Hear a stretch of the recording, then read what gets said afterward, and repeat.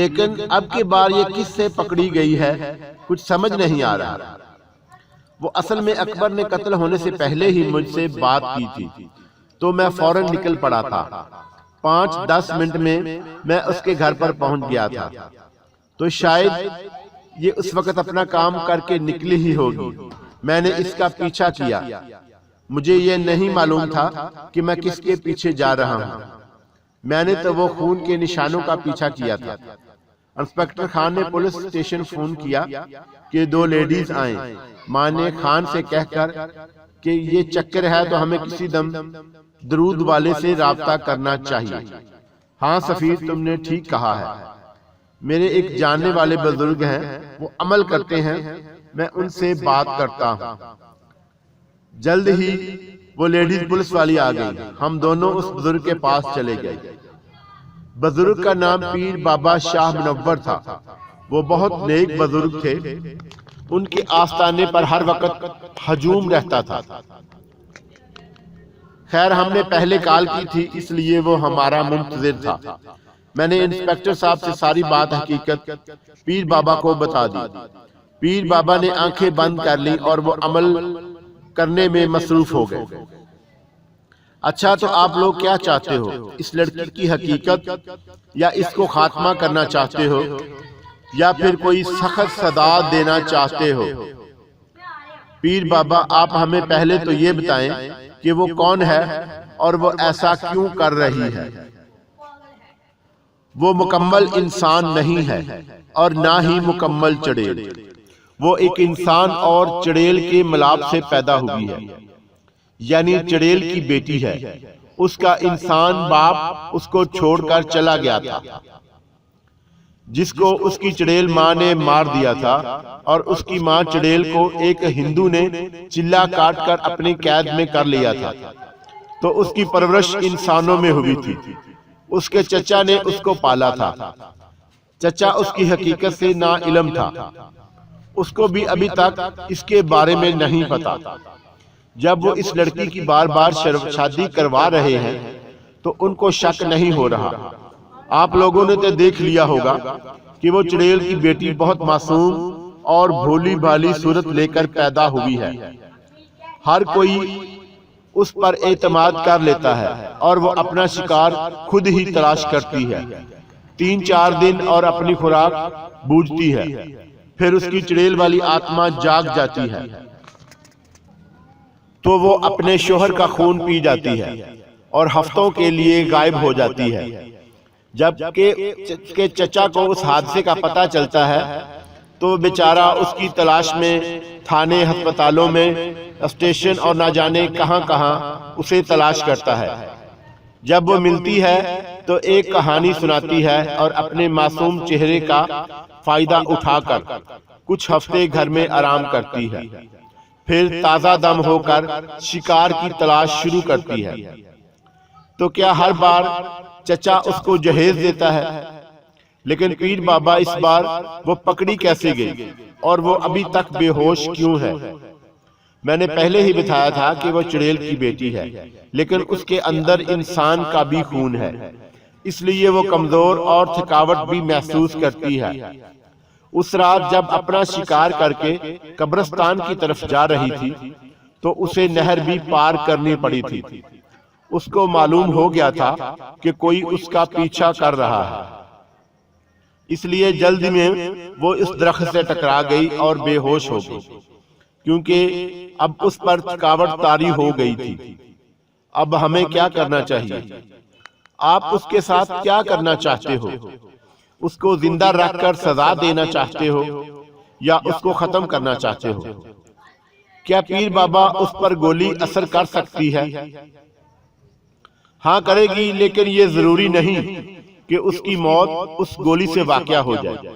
اس کو مارنے کے لیے اسی قبرستان میں 3 دن کا چلا کاٹنا ہوگا، جس کے بعد اس کی چڑیل کی بیٹی میں چڑیل والی طاقت آ جائے گی، اور اس کے بعد آپ جو سزا دینا چاہو اس کو سزا سے تکلیف اٹھائے گی، اور آئندہ ہو سکتا ہے کہ وہ یہ غلط کام نہ کرے، ہمیشہ کے لیے چھوڑ دے۔ اب چلے کے لیے کوئی آدمی تلاش کرے، میں تو پہلے ہی 1 سال والا چلہ کاٹ رہا ہوں جو آدھی رات کا ہے، تو پہلی رات کسی پرانی قبر پر بیٹھ کر کرنا ہوگا۔ میں تیار ہوں۔ اس نے میرے دوست کو مارا ہے اور نہ جانے کتنے لوگوں کو شکار بنایا ہے۔ ٹھیک ہے سفیر بیٹا، یہ لو ستو کے دانے، کسی پرانی قبر پر بیٹھ کر ان دانوں پر چلہ کرنا ہے اور حصار سے باہر نہیں آنا۔ کچھ بھی ہو جائے، چاہے میری آواز آئے یا میں خود ہی آؤں یا تمہارا دوست اکبر بھی آ جائے، تم نے کسی کی بات نہیں سننی اور عمل کرتے رہنا ہے، اور دن میں کسی سے کوئی بات نہیں کرنا ہے۔ بینک سے چھٹی لے لو۔ میں نے پیر بابا کی بات مان لی، لیکن میرا دل تسلیم نہیں کر رہا تھا کہ بھابھی ایک بے رحم قاتل ہو سکتی ہے اور وہ ایک چڑیل کی بیٹی ہے۔ رات کا وقت تھا، فون کی گھنٹی سن کر میری آنکھ کھل گئی تو یہ اطلاع ملی کہ بھابھی ثنا ہسپتال سے فرار ہونے میں کامیاب ہو گئی ہے۔ اس بارے میں اور کچھ معلوم نہ ہوا۔ میں نے اسی وقت انسپیکٹر سے بات کی تو اس نے کہا، سفیر بھائی اب وہ چلہ کرنا ہی اور ضرور کرنا ہوگا، خدا نہ کرے وہ کوئی کام کر دے اور کسی کی جان چلی جائے۔ صبح ہوتے ہی میں بینک گیا اور بینک سے 5 چھٹیاں لی اور انسپیکٹر خان کے پاس گیا۔ میں پولیس اسٹیشن گیا اور وہ میرا انتظار کر رہا تھا۔ ہاں تو چھٹی لے لی ہے؟ ہاں جی۔ ٹھیک ہے، چاہے پی لو تو تم ثنا بھابھی کے چچا کے گھر چلتے ہیں۔ ٹھیک ہے، میں تیار ہوں، اور مجھے اس کے گھر اچھی طرح یاد ہے۔ ایک پڑوسی سے پتا چلا کہ کل رات کو جہانگیر صاحب کا انتقال ہو گیا ہے، اس لیے اس کو دفن کرنے کے لیے سب لوگ اس کے آبائی گاؤں گئے ہوئے ہیں۔ کیا ثنا بھابھی 20 کے ساتھ ہے؟ ظاہری بات ہے کہ ثنا بھابھی چچا جہانگیر سے بہت پیار کرتی تھی، انہیں تو جانا ہی چاہیے تھا۔ اور ان کا گاؤں کہاں ہے؟ انسپیکٹر نے پوچھا۔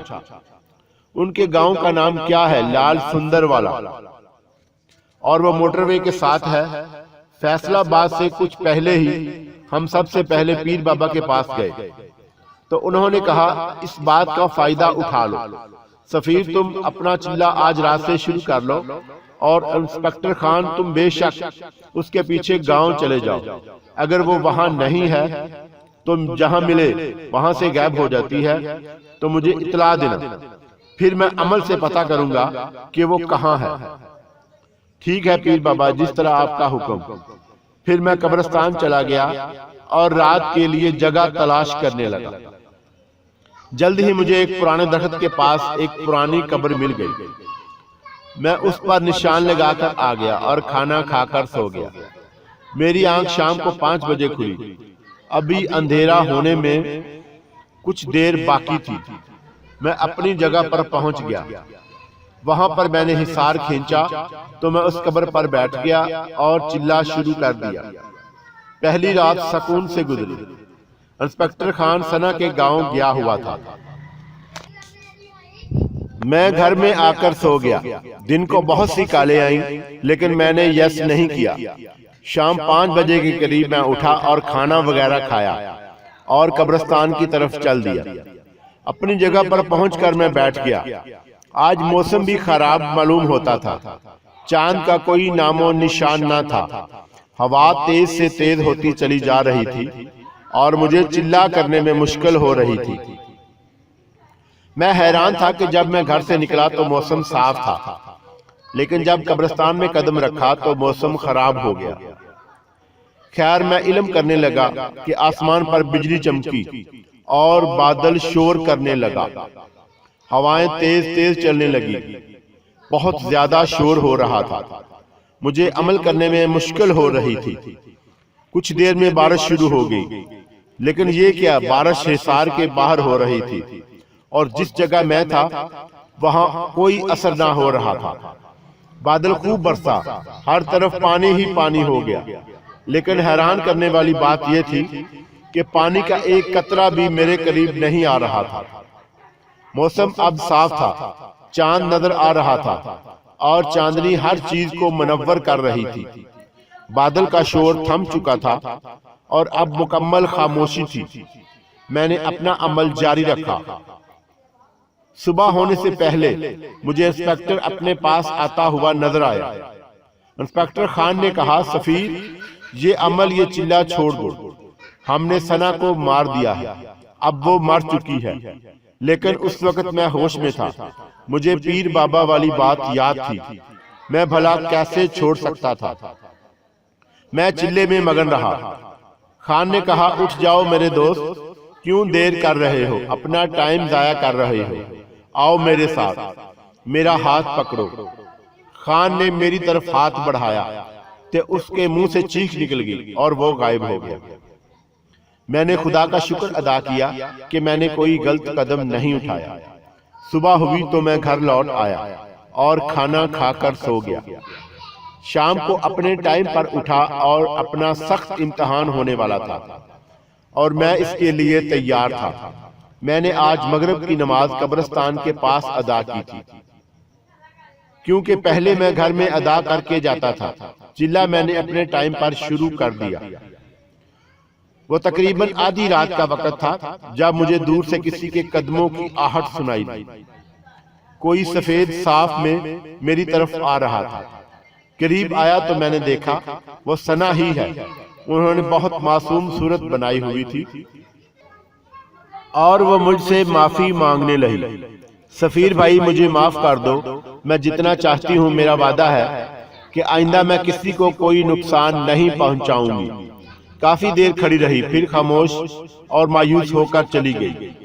کچھ دیر بعد خاموش رہی، پھر پیر بابا میرے سامنے آئے اور انہوں نے کہا، بیٹا، اس کو معاف کر دو، وہ تم سے معافی مانگ رہی ہے۔